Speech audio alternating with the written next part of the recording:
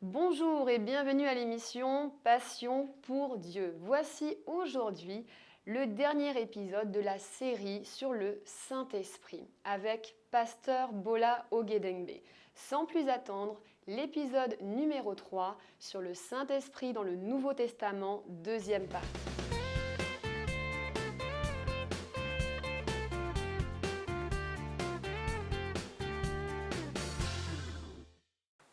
Bienvenue à cette dernière séquence de notre série sur le Saint-Esprit. Nous avons commencé en parlant du Saint-Esprit dans l'éternité, avec la création, du Saint-Esprit dans l'Ancien Testament, son action dans l'Ancien Testament, juste en prenant quelques exemples ici et là. Évidemment, ça ne peut guère être exhaustif. Et nous avons aussi commencé à parler du Saint-Esprit dans le Nouveau Testament, en mettant l'accent sur le ministère de Jésus. Évidemment, s'il fallait aller dans tous les détails, ce ne sont pas 3 vidéos que nous ferions, mais quelques centaines. Tous les détails de ce que le Saint-Esprit a fait à travers Jésus. Nous avons aussi commencé à parler de l'action du Saint-Esprit en nous, cette nouvelle ère du Saint-Esprit, où toute chair pourrait maintenant être remplie du Saint-Esprit, où il y a une dimension surnaturelle disponible pour chaque personne qui vient à Jésus. Cette prophétie de Joël, la prophétie, les rêves, les visions, le fait que l'Esprit de Dieu serait répandu sur chaque individu sans distinction de catégorie sociale, entre hommes ou femmes, sans distinction, sur toute chair, tout individu. Et c'est dans cette ère que nous vivons. Nous avons commencé à parler de ce que le Saint-Esprit fait, comment il nous conduit, le fait qu'il nous guide, il nous conseille, le paraclet, la promesse du Père. Ensuite, nous allons continuer en parlant de l'action du Saint-Esprit, la puissance du Saint-Esprit, quelque chose de très important que vous et moi, nous devons connaître. Jésus, en parlant à ses disciples, regardez avec moi dans Actes chapitre 1, avant que Jésus ne quitte la terre, il a une discussion avec ses disciples. Et lors de cette discussion, il leur dit ceci dans Actes chapitre 1. Et nous y voilà.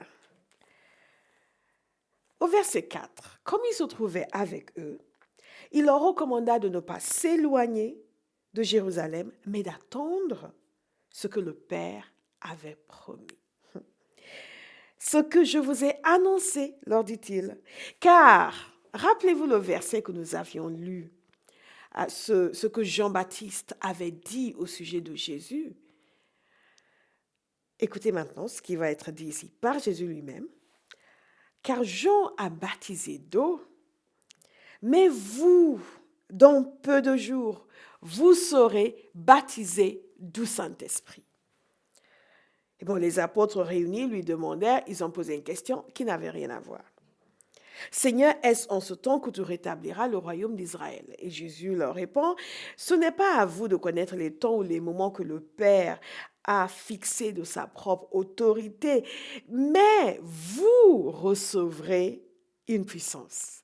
Le Saint-Esprit survenant sur vous, et vous serez mes témoins à Jérusalem, dans toute la Judée, dans la Samarie et jusqu'aux extrémités de la terre, jusqu'à Paris, jusqu'à Besançon, jusqu'à Lyon, jusqu'au Togo, jusqu'à Lomé, jusqu'à Lagos, jusqu'à Banjul, jusqu'à Pékin, jusqu'à Washington, jusqu'à Londres.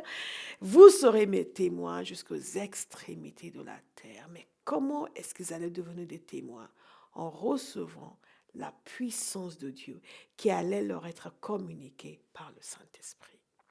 C'est cette nouvelle ère de l'action du Saint-Esprit dont il est question et dont il a été question dans les passages que nous avons lus dans le Saint-Esprit, j'ai failli dire, dans l'Ancien Testament. Et alors, qu'est-ce qui se passe?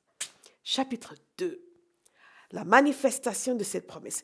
D'ailleurs, il y a un passage que je voulais vous lire qui va dans le même sens dans l'évangile de Luc. Quelque chose que Jésus avait dit à ses disciples. Dans Luc 24, au verset 49, avant ce passage-ci. Et voici, j'enverrai sur vous ce que mon Père a promis, mais vous restez dans la ville jusqu'à ce que vous soyez revêtus de la puissance d'en haut. Et par la suite, Acte 1, 8, vous recevrez une puissance, ce que nous venons de lire. Alors, dans Acte chapitre 2, l'événement promis, l'événement annoncé par Joël, promis par Jésus, arrive le jour de la Pentecôte. Ils étaient tous ensemble dans le même lieu. Tout à coup, il vint du ciel un bruit comme celui d'un vent impétueux. Et il remplit toute la maison où ils étaient assis. Des langues semblables à des langues de feu leur apparurent séparées les unes des autres et se posèrent sur chacun d'eux. Et ils furent tous remplis du Saint-Esprit et se mirent à parler en d'autres langues selon que l'Esprit leur donnait de s'exprimer. Quelque chose de surnaturel s'est produit, la promesse du Père. Le Saint-Esprit est venu dans une nouvelle dimension d'action et a commencé à se manifester en remplissant ces gens, en les touchant, en les connectant à lui, en faisant en sorte qu'ils débordent de la présence et de la puissance de Dieu. Et ces personnes ont commencé tout de suite, remplies du Saint-Esprit, débordant de Dieu, débordant de la présence et de la puissance de Dieu, à fonctionner dans le surnaturel, à commencer à s'exprimer dans des langues qu'ils n'ont pas apprises. Extraordinaire. Extraordinaire. Et la promesse que Jésus leur a faite a commencé à se manifester. Tout de suite, lisez la suite de ce passage, ils ont commencé à parler de Jésus. Ils ont fait ce que Jésus a dit. Ils sont devenus des témoins. Et tous ces gens qui étaient rassemblés étaient étonnés, regardaient, mais qu'est-ce qui se passe, qu'est-ce qui se passe? Et ils les entendaient parler dans des langues différentes, dans leur langue. Dans certains cas, ils disaient, mais qu'est-ce qui se passe? Qu'est-ce qu'ils ont? Ils sont fous, ils sont ivres. Certains disaient, ils sont ivres. Et Pierre a pris la parole, il a dit, mais non, nous ne sommes pas ivres, d'ailleurs c'est trop tôt. Et il a commencé à leur expliquer de quoi il s'agit. Mais qu'est-ce que Pierre leur a dit? Si vous avez suivi les deux séquences précédentes, vous allez commencer à crier de joie quand je vais lire ce verset. Parce que nous l'avons déjà lu quand il s'agissait uniquement d'une promesse. Maintenant, il s'agit de la manifestation de la promesse. Écoutez bien. Pierre donc s'est levé et il a commencé à leur parler. Il a dit, ces gens ne sont pas ivres comme vous le supposez.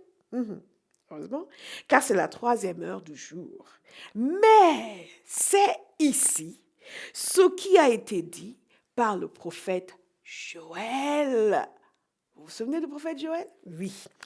Au verset 17, « Dans les derniers jours, dit Dieu, je répandrai mon esprit sur toute chair. Vos fils et vos filles prophétiseront. Vos jeunes gens auront des songes et vos vieillards, vos jeunes gens auront des visions et vos vieillards auront des songes. Oui, sur mes serviteurs et sur mes servantes dans ces jours-là, je répondrai de mon esprit et ils prophétiseront. » Et il a continué à citer ce passage du prophète Joël. Et il termine en disant, « Quiconque invoquera le nom du Seigneur sera sauvé. » Donc Pierre leur dit, voilà, il y a cette ère de l'action du Saint-Esprit qui avait été annoncée par le passé et maintenant c'est ici. C'est ce que vous voyez. Maintenant, le Saint-Esprit est venu dans cette dimension extraordinaire de son action sur la terre où toute chair pourra maintenant être remplie du Saint-Esprit. Et c'est ça ce qui se passe maintenant. Vous ne savez pas ce que c'est, vous ne l'avez jamais vu, vous ne comprenez pas parce que vous n'avez jamais vu. Et encore aujourd'hui, combien de siècles après, il y a des gens qui n'ont toujours pas vu. Il y a des gens qui ne comprennent toujours pas. Il y a même des gens qui disent « je suis chrétien », mais qui ne connaissent pas du tout cette dimension de l'action du Saint-Esprit. C'est important pour nous de connaître cette dimension. C'est important pour nous de vivre dans cette dimension. C'est important pour nous de laisser Dieu, le Saint-Esprit, nous remplir, comme il a rempli les apôtres, avec ou sans langue de feu d'ailleurs, mais il nous remplit et il agit en nous et il agit à travers nous. Et c'est ce qui s'est passé, les gens se sont convertis massivement. Ils ont fait ce que Jésus a dit. Ils sont devenus des témoins. Si vous n'avez pas encore reçu le baptême dans le Saint-Esprit, c'est pour vous. C'est pour chaque enfant de Dieu. Ce n'est pas quelque chose qui était pour une période de la vie de l'Église et maintenant cette période est révolue. Il n'y a rien dans ces promesses que nous voyons qui nous dit qu'à un moment dans la vie de l'Église, ces choses ne vont plus se manifester. Non, c'est tout le contraire. Il nous a annoncé une nouvelle ère et nous devons entrer dans cette nouvelle ère. Et il ne nous a pas annoncé la fin de cette nouvelle ère. Non. Nulle part nous est-il annoncé que bien un jour, lorsque la Bible sera entièrement rassemblée, tous les livres seront rassemblés, et il n'y aura plus d'action du Saint-Esprit. Non, pas du tout. Pas du tout. Vous me dites, oui, mais je suis chrétien, donc j'ai le Saint-Esprit. Oui, vous avez le Saint-Esprit. Mais il y a une dimension de l'action du Saint-Esprit qui vient par le baptême dans le Saint-Esprit. Cette expérience extraordinaire, où il veut remplir complètement, il vient sur vous. Et il y a il y a une dynamisation de notre homme intérieur et une capacité d'action nouvelle qui nous est donnée. Ces gens qui étaient là rassemblés, ces mêmes gens qui avaient peur même quand Jésus était vivant, ce même Pierre qui a nié Jésus, ce même Pierre qui du vivant de Jésus n'a même pas osé dire « je suis avec lui ». Jésus n'était plus là. Celui qui les a préservés pendant 3 ans n'était plus là. Celui qui a veillé sur eux n'était plus là. Celui qui était leur fierté n'était plus là. Mais Pierre avait reçu quelque chose. Il avait reçu la présence de Dieu le Saint-Esprit. Et là, la crainte est partie, la peur est partie. Et il est sorti, ils sont tous sortis et ils sont devenus des témoins. Ça, c'est l'action du Saint-Esprit. Rappelez-vous, dans la première séquence, nous avons parlé de l'action du Saint-Esprit dans l'Ancien Testament. Comment le Saint-Esprit venait sur des gens et leur donnait des capacités surnaturelles. Il en fait de même encore aujourd'hui. Il agit en nous, il agit à travers nous, sa puissance vient sur nous et nous permet de commencer à parler, agir, prêcher, guérir les malades, faire des choses que nous ne pouvons pas faire de nous-mêmes. Et c'est exactement ce qui a été dit dans la parole de Dieu, où il nous a dit que ce n'est ni par la force ni par la puissance, soit entendu de l'homme, mais c'est par l'Esprit du Seigneur. C'est l'Esprit de Dieu. Le Saint-Esprit est celui qui dynamise l'Église. Le Saint-Esprit est celui qui conduit le chrétien et qui l'amène dans une dimension de puissance qu'il ne connaissait pas auparavant. Ces gens se sont déchaînés, ont commencé à parler, ont commencé à annoncer l'Évangile, ont commencé à gagner des gens à Christ. Quand vous lisez le livre des Actes des Apôtres, il ne s'agit pas du summum de la vie de l'Église, il s'agit du début de la vie de l'Église. Les choses ne peuvent que s'améliorer. Qu'est-ce que nous constatons lorsque nous recevons le baptême dans le Saint-Esprit? C'est qu'il y a cette dimension de l'action de Dieu, le Saint-Esprit en nous, qui dépasse ce que nous avions auparavant, qui dépasse ce que nous pensions auparavant. Une des choses qui se passe, c'est que nous commençons à nous exprimer dans des langues que nous n'avons pas apprises. Ces gens ont commencé à s'exprimer dans des langues. Et ici, il s'agissait des langues que d'autres personnes comprenaient, mais que eux-mêmes ne comprenaient pas. Et ce que nous constatons lorsque nous lisons la parole de Dieu, c'est qu'il y a des langues que vous pouvez parler, que vous n'avez pas apprises, mais que d'autres connaissent. Il y a des langues que personne d'autre ne connaît. Et c'est pour cela que l'apôtre Paul parle de parler les langues des hommes, les langues des anges, les langues que nous ne connaissons pas. Mais Dieu, parfois, nous donne l'interprétation, nous permet de comprendre le sens des langues. Pourquoi est-ce que c'est important de prier en langue? Pourquoi? Parce que vous savez, dès que quelque chose est bon, nous devons aspirer à l'avoir. La parole de Dieu nous dit que celui qui parle en langue s'édifie lui-même. Ce mot édifier, c'est comme lorsqu'on parle de charger une batterie. Vous voyez, vous avez par exemple, ma tablette ici que j'utilise, dans laquelle je mets mes notes, a besoin d'être chargée, n'est-ce pas? De temps en temps, j'oublie de la charger et je vais faire une émission et ma tablette n'est pas chargée. Qu'est-ce qui se passe? Elle est morte, elle ne peut pas fonctionner. Donc, qu'est-ce que je fais? Je la branche au courant électrique et je la charge. Et qu'est-ce qui se passe? Elle reprend de la vigueur. Le feu vient, elle s'allume et elle commence à fonctionner, à me donner les informations dont j'ai besoin. Nous avons besoin d'être chargés à bloc de la puissance de Dieu. Et c'est le Saint-Esprit qui nous aide. Lorsque nous commençons à prier en d'autres langues, nous nous édifions, nous nous bâtissons à l'intérieur, nous nous chargeons. Et la parole de Dieu aussi nous montre que lorsque nous prions en esprit, qui peut être prié par la conduite du Saint-Esprit, conduit par le Saint-Esprit, ou prier dans d'autres langues par le Saint-Esprit, nous bâtissons notre foi, nous nous édifions sur notre sainte foi. Prier en langue, qu'est-ce qui se passe lorsque nous prions en langue? Lorsque nous prions en langue, nous déclarons, selon la parole de Dieu, des mystères à Dieu. Est-ce que vous n'avez pas envie d'avoir des conversations avec Dieu, lui déclarer des mystères, des choses que dans votre intelligence naturelle, vous ne connaissez pas, vous n'avez pas de moyen de connaître, mais quand vous parlez en langue, Dieu vous permet de déclarer des mystères. Et parfois, il va nous révéler ces mystères et c'est merveilleux. C'est merveilleux d'être en symbiose avec Dieu. Rien que pour cela, vous devrez désirer d'être baptisé dans le Saint-Esprit et de pouvoir parler dans d'autres langues. Qu'est-ce qui se passe lorsque nous prions en langue? Nous magnifions Dieu. La parole de Dieu nous dit qu'à un moment donné, des gens commençaient à prier en langue et ils les ont entendus prier en langue et magnifier Dieu. Et c'est pour qui? C'est pour tout le monde. C'est pour tous ceux qui ont invoqué le nom du Seigneur Jésus. Parce que c'est lui qui nous baptise dans le Saint-Esprit. N'oubliez pas, Jean a dit le concernant que c'est lui qui allait nous baptiser dans le Saint-Esprit. Donc, qu'est-ce qui se passe?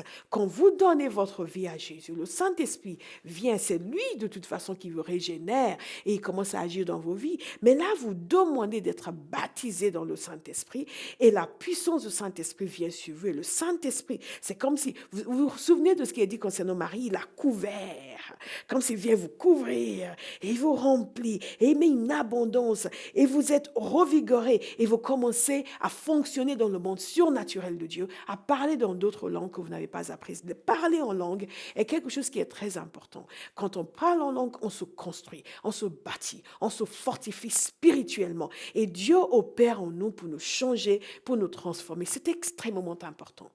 Nous avons parlé dans la séquence précédente du fait que le Saint-Esprit nous aide à prier. Et il le fait aussi lorsque nous parlons en langue, nous prions en langue. Il y a tellement de situations que vous ne connaissez pas, vous le savez. Tellement de situations, le nombre de fois où les choses se sont produites, tu te dis, ah, si je savais. Mais alors, vous avez quelqu'un avec vous qui sait. Dieu, le Saint-Esprit, il sait tout. Et il peut y avoir des situations qui nécessitent notre attention sans que nous soyons au courant. Qu'est-ce qu'il fait le Saint-Esprit? Il nous saisit. Nous commençons à prier. Il nous saisit. Il nous amène à prier. Et nous prions en langue. Nous prions par des soupirs inexprimables. Romains chapitre 8. Et nous entrons dans la profondeur, dans la prière. Parfois, c'est des cris. Parfois, c'est des gémissements. C'est normal. Nous sommes des êtres spirituels. Et c'est le Saint-Esprit qui nous amène à prier pour des situations qui nous sont inconnues. Même certaines situations qui nous sont connues, nous ne savons pas par quel bout les prendre. Nous ne savons pas exactement comment prier. Parfois, nous pensons que oui, je vais demander ça à Dieu. Et ce n'est vraiment pas ça du tout qu'il faut régler. Mais Dieu sait ce qu'il faut régler. Et Dieu, le Saint-Esprit, nous est réellement indispensable dans notre vie de prière. Est-ce que vous commencez à imaginer donc une vie où vous allez prier comme il faut, quand il faut, en suivant le Saint-Esprit? Tous ces échecs de la prière, je ne sais pas comment prier, je n'arrive pas à prier. Quand vous priez en langue, vous arrivez à prier. Vous priez la volonté parfaite de Dieu. Donc, et nous voyons aussi que c'est important pour le Seigneur. Parce que c'est lui-même qui fait en sorte que les gens soient baptisés dans le Saint-Esprit et qu'ils soient en mesure de prier en langue. Regardez par exemple ce qui s'est passé dans la maison de Corneille. Là, nous parlons du Saint-Esprit, le rôle du Saint-Esprit dans nos vies. Le Saint-Esprit est celui qui nous conduit. Et c'est comme ça qu'il a conduit l'Église primitive. Parce que figurez-vous, nous avons lu les promesses où Jésus parle du Saint-Esprit. Et nous savons, par exemple dans Marc chapitre 16 et dans Matthieu 28, que Jésus a envoyé ses disciples à toutes les nations. Mais il y avait des choses qu'ils n'avaient toujours pas compris. Parce que dans les premières années de l'Église, ils annonçaient l'évangile uniquement aux Juifs. Et il a fallu l'intervention musclée du Saint-Esprit pour qu'ils comprennent que cette bonne nouvelle était pour tout le monde. Et il y a un homme qui s'appelait Corneille, un homme qui craignait Dieu. Et Dieu a fait en sorte qu'il envoie des messagers à Pierre, lorsque Pierre était dans le voisinage. Et le Saint-Esprit a donné une révélation à Pierre. On ne va pas entrer dans le détail de la révélation qu'il a donnée à Pierre, mais il a donné une révélation à Pierre pour que Pierre comprenne qu'il devait suivre ces gens et aller chez Corneille, alors que pour lui, en tant que juif, il ne devait pas entrer chez un païen. Et Dieu a cassé toute cette mentalité. Dieu a brisé ces barrières. Et c'est le Saint-Esprit qui a fait irruption dans ces circonstances. Parce que vous savez ce qui s'est passé? Quand Pierre est arrivé chez Corneille, Pierre a commencé à parler à Corneille. Déjà, il était étonné que Dieu l'envoie chez un païen. Mais alors, ce qui s'est passé par la suite était encore plus étonnant. Parce que là, il parlait à Corneille, il lui expliquait ce qui s'était passé avec Jésus, n'est-ce pas? Et pendant qu'il parlait encore,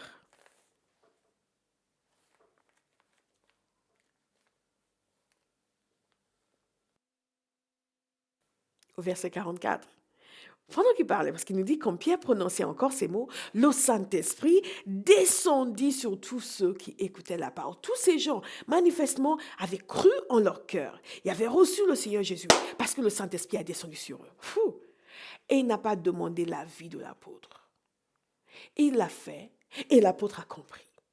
Parce que regardez ce qui s'est passé par la suite. Pour que vous compreniez à quel point nous avons besoin du Saint-Esprit, et que nous ne savons pas tout. Ces hommes et ces femmes qui ont été là avec Jésus, qui ont écouté ce que Jésus disait, ne comprenaient toujours pas tout. Qu'est-ce qui s'est passé? Tous les fidèles circoncis, c'est-à-dire les Juifs qui étaient venus avec Pierre, et furent étonnés de ce que le don du Saint-Esprit était aussi répandu sur les païens. Et comment ils ont su que ces gens avaient reçu le Saint-Esprit? Écoutez, car ils les entendaient parler en langue et glorifier Dieu. Ils les entendaient parler en langue et glorifier Dieu. Le Saint-Esprit est venu sur eux et leur a donné à eux aussi la capacité de parler en langue et de glorifier Dieu. Il est vraiment important de s'ouvrir. Si vous êtes nouveau converti et que vous regardez cette vidéo, ouvrez-vous à l'action du Saint-Esprit. Il va vous donner la capacité de vous exprimer dans des langues que vous n'avez jamais apprises, des langues divines ou même des langues humaines, mais des langues que vous ne connaissez pas pour pouvoir parler avec Dieu selon le cœur du Père. Cela est très important.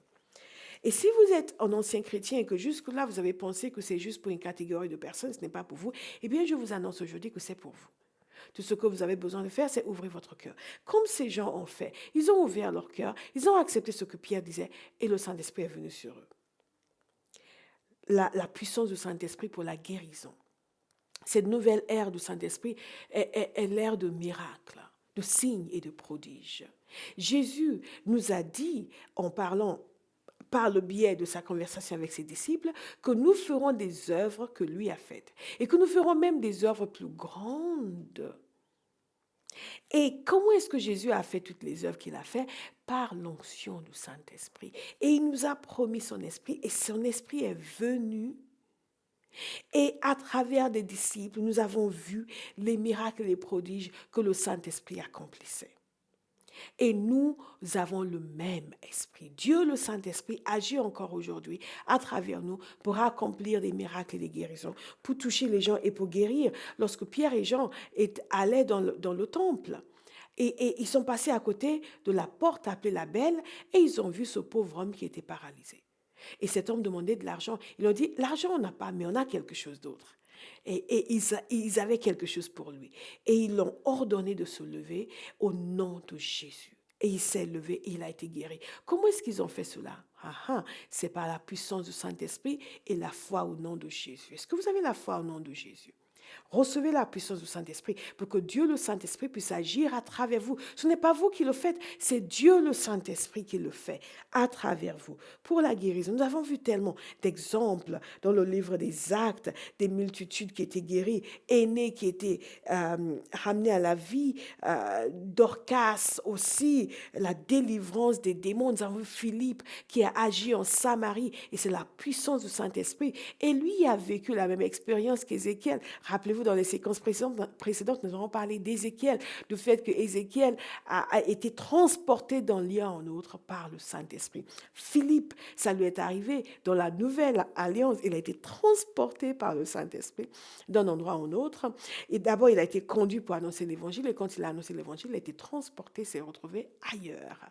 Dieu, le Saint-Esprit, est encore en action aujourd'hui. Il veut agir dans votre vie. Mais est-ce que vous voulez le recevoir?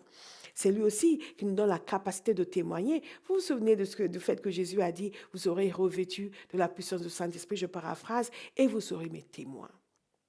Le Saint-Esprit nous donne la hardiesse, lisez le livre des Actes, les disciples demandaient la hardiesse pour témoigner.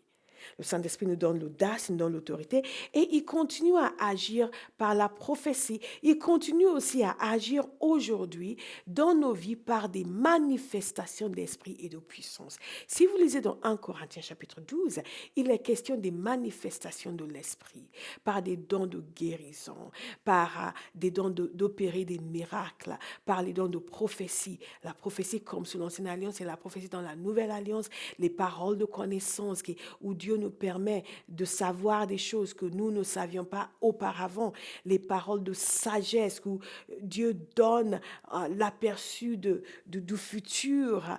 Toutes ces manifestations de l'esprit sont encore là aujourd'hui et ces choses Dieu veut faire à travers vous. Lisez 1 Corinthiens chapitre 12 et regardez tout ce qui est indiqué, le don des langues et de l'interprétation des langues. Toutes ces choses y sont indiquées et toutes ces choses sont pour vous aujourd'hui et sont pour moi aujourd'hui. Est-ce que vous êtes convaincus maintenant que vous devez recevoir le baptême dans le Saint-Esprit? Nous avons vu le fait qu'il nous dirige, il nous conduit. Il y a aussi des rêves, des visions que Dieu, le Saint-Esprit, nous donne.